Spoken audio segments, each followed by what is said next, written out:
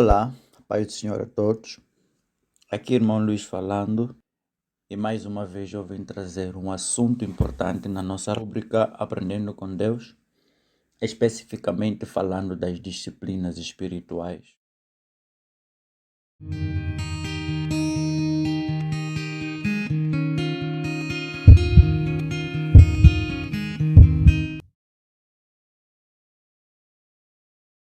Mais uma vez eu quero agradecer a cada um dos irmãos pelo que tem feito por nós, pelas orações, pelo tempo que tem tomado para buscar a Deus em nosso favor e também em favor do que estamos aqui a fazer.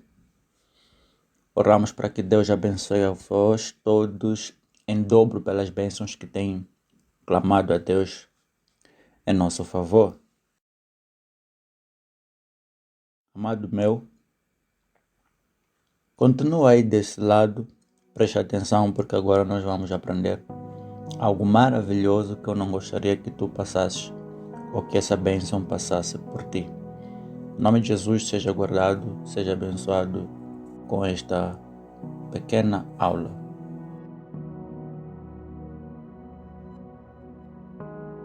Hoje vamos falar da disciplina do jejum. Uma das disciplinas mais importantes na vida espiritual de um cristão, que é o jejum. Talvez não consigamos reconhecer seu poder porque, de alguma forma, a disciplina de jejum fugiu às regras bíblicas de sua prática. Não podemos negar que ela é muito popular, não só no meio cristão, mas também nas diversas, ou talvez dizendo em todas as religiões do mundo. E a prática do jejum é recomendada até por cientistas, por médicos. Isso tudo tornou o jejum, entre aspas, banalizado. E sua importância na vida cristã e espiritual parece que até um certo ponto foi esquecido. E é disso que nós vamos aqui tratar um bocado. Nas Escrituras, o jejum refere-se à abstenção de alimentos para finalidades espirituais. Ele é diferente da greve e da fome, cujo propósito é adquirir poder ou atrair atenção por uma boa causa. Na Bíblia, os meios normais de jejuar envolviam a abstinência de qualquer alimento, sólido ou líquido, excetuando-se a água, como está escrito no livro de Lucas, capítulo 4, versículo 2. É sensato reconhecer que a primeira declaração que Jesus fez acerca de jejum tratou da questão de motivos. Usar boas coisas para nossos próprios fins é sempre sinal de falsa religião. Vou repetir. Usar boas coisas para nossos próprios fins é sempre sinal de falsa religião. É muito fácil as pessoas fazerem qualquer coisa, chamarem de jejum, e tentar usar essa coisa que chamam de jejum para tentar atrair Deus a fazer algo que eles desejam. Isso é falsa religião. Agora, você precisa saber como e em que circunstâncias deve jejuar. Primeiro ponto, é importante saber que o jejum precisa e deve sempre concentrar-se em Deus. Deve ser de iniciativa divina. Ou seja, tem que ser ordenado por Deus. Como a profetisa Ana, precisamos cultuar em jejuns. Lucas 2:37. Ela diz que ela cultuava ao Senhor em jejuns. Todo e qualquer outro propósito deve estar a serviço de Deus. Como no caso daquele grupo apostólico da Antioquia. Servindo ao Senhor e jejuando devem ser ditos de um só fôlego. Atos 13:2. Existem várias formas biblicamente descritas de como jejuar, mas importa frisar que a escolha da melhor deve partir de comum acordo e entendimento entre a pessoa e Deus. Então, algumas formas de jejum ou de como jejuar, vou passar aqui.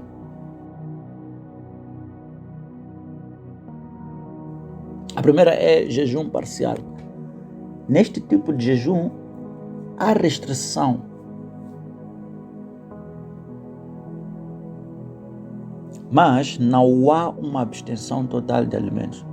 A exemplo desse tipo de jejum podemos encontrar no livro de Daniel 10:3, onde durante 3 semanas ele ficou sem comer manjar desejável, nem carne, nem vinho entraram na boca dele, nem ungiu-se com óleo algum. Ele estava num jejum parcial. O que nós devemos ter em conta neste jejum não é o período do jejum, mas sim as circunstâncias em que o jejum deve ser feito. Ou seja, este jejum você pode aplicar em qualquer período. O importante são as circunstâncias. Estamos a falar de que tipo de abstenção você precisa e o que estará fazendo durante essa abstenção. O que importa mais neste jejum parcial é nada mais, nada menos que as circunstâncias do jejum. O segundo tipo de jejum que eu quero aqui falar é o jejum absoluto. Neste, há abstenção tanto de alimento como de água. Podemos pegar como exemplo o que fora feito pelo apóstolo Paulo durante 3 dias após seu encontro com o Senhor Jesus Cristo, como vem descrito lá no livro de Atos, capítulo 9, versículo 9. Ou o pedido da rainha Esther quando precisava conversar com o rei Assuero, a fim de interceder pelo seu povo. Está escrito lá em Esther 4:16. Eles entraram num período de jejum absoluto. Importa frisar que, diferente do primeiro tipo de jejum, este está também intimamente ligado com um período, com um tempo de jejum. Não deve ser de mais de 3 dias. Estamos a falar de um jejum absoluto. A absoluta abstenção de água, assim como de comida, não deve ser de mais de 3 dias. E também é muito importante observar recomendações médicas para quem tem alguma condição de saúde. Então, o terceiro tipo de jejum, podemos ver um jejum completo de dias prolongados, ou jejum prolongado. Neste podemos ver o jejum feito por Moisés, jejum feito por Elias, jejum feito pelo Senhor Jesus Cristo. Frisar que este tipo de jejum é um tipo de jejum que precisa inteiramente da direção e instrução do Espírito Santo para que seja feito. Estas formas de jejum descritas, elas podem ser usadas de forma individual, assim como de forma coletiva. Eles sempre trazem resultado maravilhoso quando de fato nos commetemos a cumpri-los. É bíblica a realização de jejuns coletivos.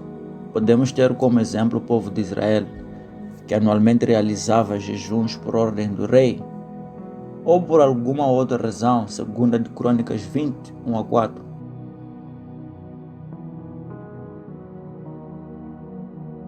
Ou podemos ter como exemplo o povo de Nínive, quando Deus decretou destruição, o povo se reuniu para jejuar e orar. Desde os pequenos até os maiores, até os animais no campo. Jonas 3:5. Esse é um tipo de jejum coletivo e trouxe resultados coletivos. Caso você seja novo e deseja começar esta prática, aqui vão algumas dicas. É prudente aprender a andar bem antes de tentarmos correr. Comece com um jejum parcial de 24 horas de duração. Tente este método de uma vez por semana durante algumas semanas. No começo você ficará fascinado com os aspectos físicos, mas a coisa mais importante a observar é a atitude interior da adoração. Cultive uma suave receptividade aos sopros divinos. Quebre seu jejum com uma leve refeição de frutas e vegetais frescos e uma boa dose de regozijo íntimo. Depois de 2 ou 3 semanas, você estará preparado para tentar um jejum normal de 24 horas. Use somente água, mas em quantidades saudáveis.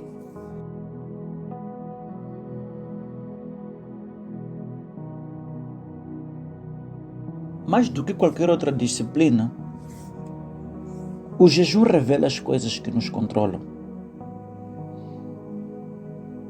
Este é um maravilhoso benefício para o verdadeiro discípulo que anseia ser transformado à imagem de Jesus Cristo.